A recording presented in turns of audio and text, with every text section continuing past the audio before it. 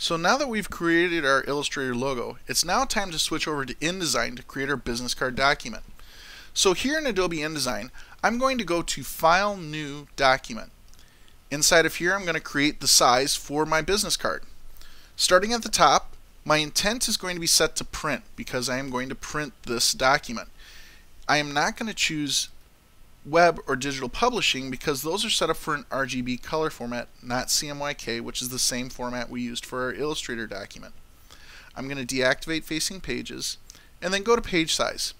A preset inside of InDesign, which is really convenient, is US Business Card, which will automatically set me up with a 3.5 inch wide by 2 inch high document. The other thing that I'm going to change are my margins. So down below I have top, bottom, left, right. Now, 1/2 inch is fine for a normal letter size document, but for a business card this is really large. So for my inset for my margins, I'm going to reduce this down using the arrows on the left hand side to go to 0.125 or 1/8 of an inch.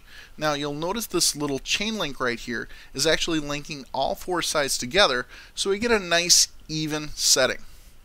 All I have to do now is hit OK. And here's our InDesign business card size document.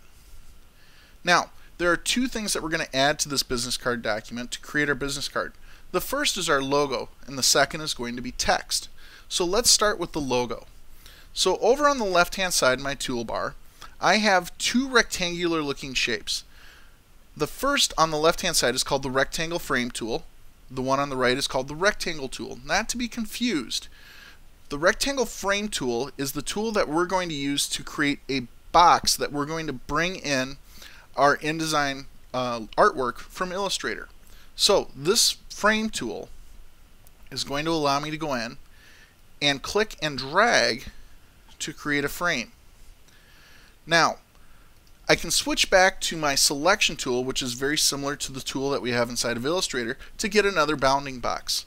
And just like inside of Illustrator, I can use this bounding box to reshape my rectangle frame before I bring in my logo. What I'm going to do is I'm going to split my business card in half. On the left hand side I'm going to have my logo, on the right hand side I'm going to have my text.